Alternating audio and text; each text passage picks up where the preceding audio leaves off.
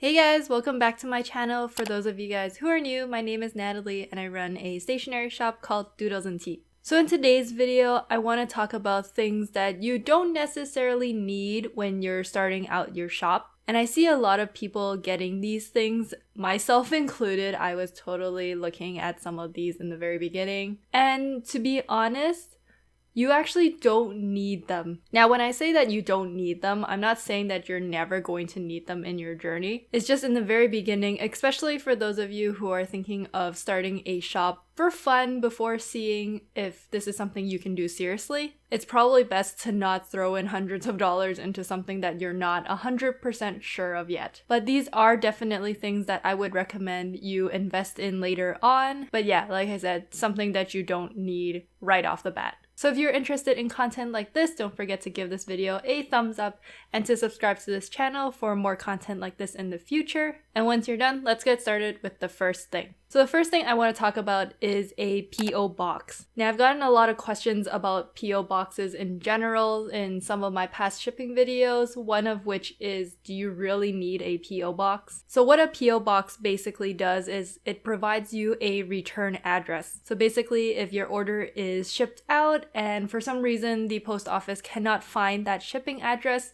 they will then mail it back to your return address, which would be your P.O. box. And there could be many reasons why it doesn't reach your buyer. Maybe you wrote the wrong address, maybe they gave you the wrong address. And something I experienced during the pandemic was that the border closed for certain locations. And because of that, the order was sent back to me, to my P.O. box, and I was able to keep the inventory instead of losing it. Another thing you can also do is double check with your buyer if you think that you wrote the wrong address, and you can see whether it was something that was your fault or their fault. For myself, I got my P.O. box almost a year into running my shop, and that was mainly because for a couple reasons. One being on YouTube, companies started reaching out to me to send me products to review. Another is Shopify's email marketing. Apparently, legally, you have to put an address at the bottom of the email. And another reason is shop swaps that I've started to do with some of my shop friends. Of course, I don't want to put my actual address as the return address just for privacy reasons. And I told a lot of people as well that don't put your actual address.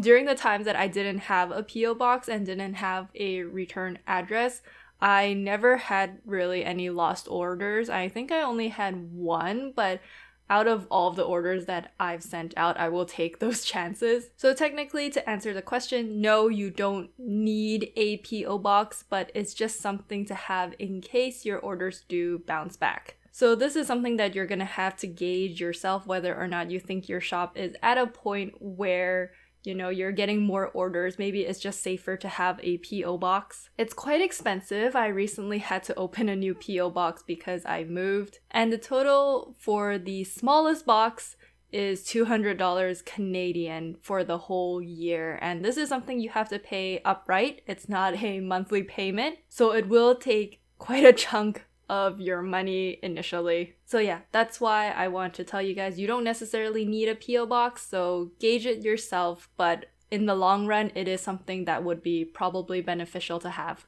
So the next thing I want to talk about is more of something that I struggled with, but that is that you do not need the largest size tablet that is out on the market. I don't know if it's just me or if anyone else thinks this way, but for some reason I felt like if I had a bigger screen on my tablet, that I would draw better. And even saying it sounds kind of ridiculous because if you put it in the same analogy with sketchbooks, that's saying that a book that's like this size compared to having a huge pad of paper is going to make you draw better. What I would recommend is getting a tablet that's a smaller size or an older model, maybe getting something that's used or refurbished, and then later on when you have the funds for it to upgrade to a better tablet. I started off with the iPad 6th Gen and that used the first Apple Pen, and later on it wasn't until pretty much 2.5 years later of using that I upgraded to a refurbished iPad Pro last Christmas. And with that, I also got the 2nd Gen Apple Pen, but at that point I knew that I was going to be committing to this, so that's why I went and got that. Plus also if you have a smaller tablet, it's just easier to carry around if you're going out to like a cafe or meeting up with friends to do work together, instead of carrying such a huge tablet that could be very heavy and very bulky. Plus, larger tablets are so expensive these days. Like any tablet in general, you're probably going to have to pay at least $1,000. So I would just suggest getting an older model if finances is something that you are worried about. At the end of the day, all you really need is that one program on your tablet. So the model that you get might run smoother, might run slower, but something you can always upgrade in the future. So another thing that I want to talk about is that you do not need an Adobe subscription, and I want to specifically talk about Photoshop. I wanted to specifically talk about Photoshop because in a previous video, my How I Make My Stickers video, I mentioned that I use Photoshop to organize all of my stickers onto my sticker sheets. But with the joys of technology and YouTube now, I'm able to update you guys and say that I don't actually organize my stickers on Photoshop anymore. I actually organize them all and draw them all directly in Procreate, and I only use Photoshop to organize the backing card now, which honestly I could just do in Procreate as well. But in my case, I have all the Adobe programs anyways, and I am most familiar with using Photoshop, so that's why I continue to use it. But for someone who maybe saw that video and is thinking of getting an Adobe subscription just for Photoshop,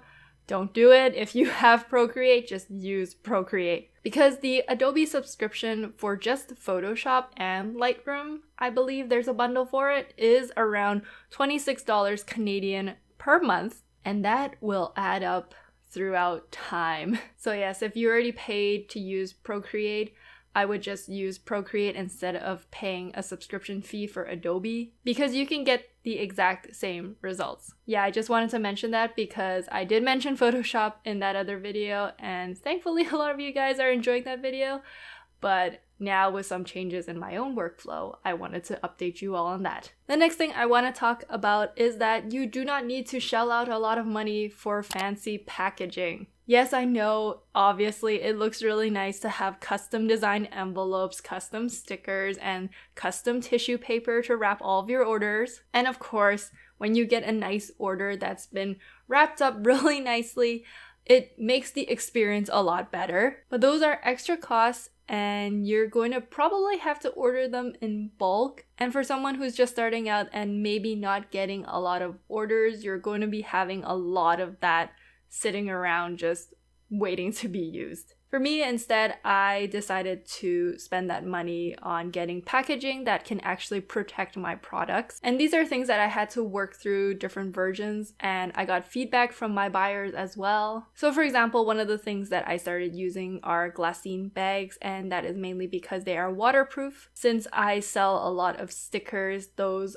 can be damaged if, for example, it is in contact with water. So if the destination that the order ends up at is raining and it gets in contact with water, my stickers would be gone. So that is just an extra preventative measure that I invested in. And another thing was getting cardstock to kind of make my envelopes a bit more sturdy, because I did get some feedback from people that the corners of my stickers were slightly bent or folded by the time that it got to them, which by my standards is unacceptable as a shop owner, which is why I decided to get cardstock. If you guys are curious about everything I use for packaging, I do have a video about that already on my channel, so I will link it in the cards for you guys to check out. The next thing I want to talk about are thermal printers. I know we've all seen those Instagram reels of shop owners printing like a continuous flow of shipping labels, and it's very satisfying to watch. But similar to the fancy packaging, you know, in the beginning, you're probably not going to get that many orders. And you know, that's just kind of the harsh reality of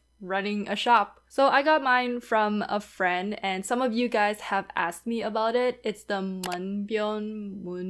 I'm not actually sure how you pronounce it, but I got it from a friend because she was selling hers because of a move, and she was selling it for a lot cheaper than the retail price and with the label, so I decided to take it as a sign and get it. It has been something that I personally have been eyeing for a very long time as well. I think, yeah, almost since the beginning of my shop. But to be honest, the only time I really needed shipping labels was to mail out washi tapes to destinations outside of Canada. And if you guys are curious about how I know that and how I calculate all of my shipping, again, I have a video all about shipping on my channel, which I will link in the cards. So we're not going to go too much in depth on that in this video. But basically what I used to do was that I would just print it on regular printer paper, and then I would use masking tape and just tape it on the envelope.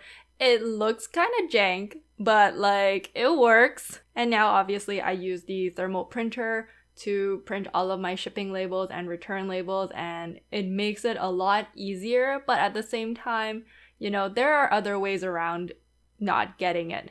So I stand by, if the opportunity didn't come up where my friend was selling hers, chances are that I most likely to this day would still not have it. But it is something that I would eventually invest in, but probably not anytime soon because it is around $240 Canadian for just a printer, and that's not including the labels either.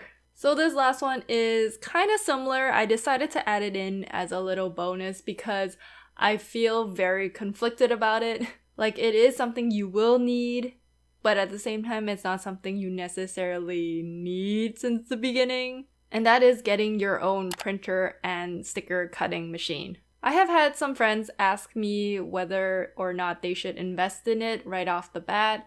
And to be honest, every single time I've told them, like, you should probably just use a website to print and cut them for you. There are a lot of websites out there now that can provide this service. For example, I have used Sticker App personally, and I used it in the very beginning to create my sticker flakes, and I think that the quality was great. I guess with that, the only risk that you have is that you don't know about the quality, but you can control the quantity of how much you have. But if you invest in a printer and cutter, you can control both of those. However, that is probably another $500 or so, depending on the models that you're getting, that you're going to have to pay upright. Whereas on websites like Sticker App, you can print 25 die-cut stickers that are, I believe, 3 inches by 3 inches, and it's around $26. They also have free shipping. So I've always recommended for people to, you know, make maybe 3 or 4 designs and then have them made off of these websites first.